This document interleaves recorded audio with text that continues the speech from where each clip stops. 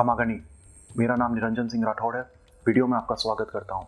चीते तो हम ले आए, but a lot of conservationists and biologists are questioning if this was a calculated move or is the government playing blind.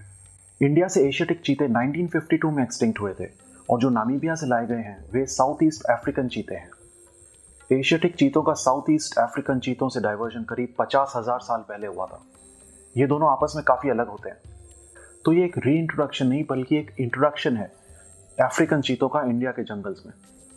Asiatic wild चीते अब सिर्फ ईरान में बचे हैं, जिनकी जनसंख्या 50 से भी कम है, लेकिन ऑफिशियल काउंटिंग ना होने की वजह से ये नंबर कहीं भी दर्ज नहीं है। इंटरेस्टिंगली 1970 में एशियाटिक चीतों को ईरान से भारत लाने का पहला प्रस्ताव सामने आया था। ईरान को चीतों के बदले लायंस देने की बात चल रही थी, लेकिन उसी समय इरानियन रेवोल्यूशन होने की वजह से इस बात को ज़्यादा महत्व नहीं मिल पाया।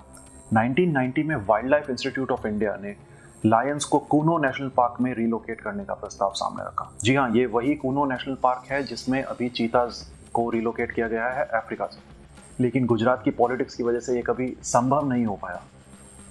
गिर नेशनल पार्क सिर्फ हमारे देश का ही नहीं बल्कि पूरी दुनिया का इकलौता ऐसा जंगल है जहाँ एशियाटिक लायंस पाए जाते हैं। ये गुजरात का एक मुख्य आकर्षण है टूरिज्म के क्षेत्र में, जो हर साल 10 करोड़ से ज़्यादा का रेवेन्यू जनरेट करता है गुजरात स्टेट के लिए।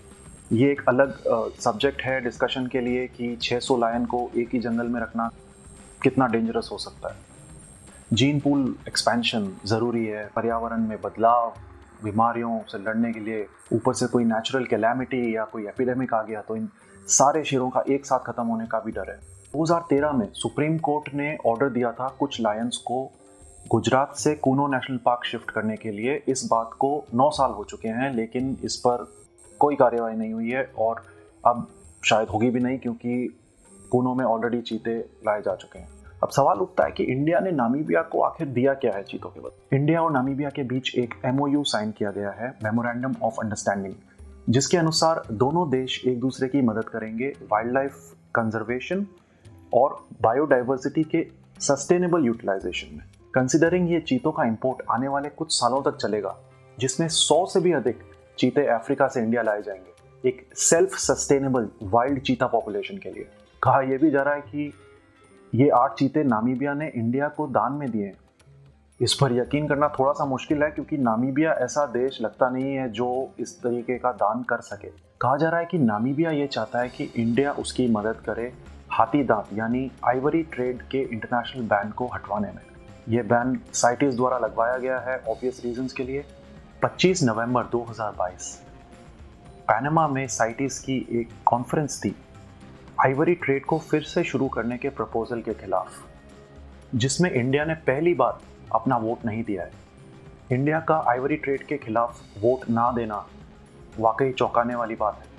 अफ्रीकी चीतों का नाम हमारे national wildlife action plan में भी नहीं है, considering there are 40 critically endangered species in India, जिन्हें एक अर्जेंट बेसिस पे हाई प्रायोरिटी देना ज़रूरी है, वरना आने वाले टाइम में वो भी एक्सटिंक्ट हो जाएंगे। वाइल्ड लाइफ एक्सपर्ट्स का मानना है कि चीतों को यहाँ एडजस्ट करने में काफ़ी परेशानी हो सकती है। ये स्पीशीज़ इंडिया में पहले कभी नहीं रही है। ये जेनेटिकली एक अलग किस्म के हैबिटेट के लिए बने हैं। इनके शिकार करने का तरीका हमारे टॉप प्रेडेटर्स टाइगर्स, लेपर्ड्स, इनसे काफ़ी अलग है। टाइगर कंजर्वेशन का सक्सेस हमारे लिए एक बहुत गर्व की बात रही है। आज भारत के जंगलों में दुनिया के सबसे ज़्यादा वाइल्ड टाइगर्स हैं। इससे एक कॉन्फिडेंस तो बनता ही है कि हम चीता प्रोजेक्ट को भी सक्सेसफुल बनाएंगे, and it will be nothing less than a wild life spectacled. Video देखने के लिए धन्यवाद। चीता प्रोजेक्ट को लेकर आप अपनी राय हमारे साथ ज़रूर साझा करें। जय हिंद।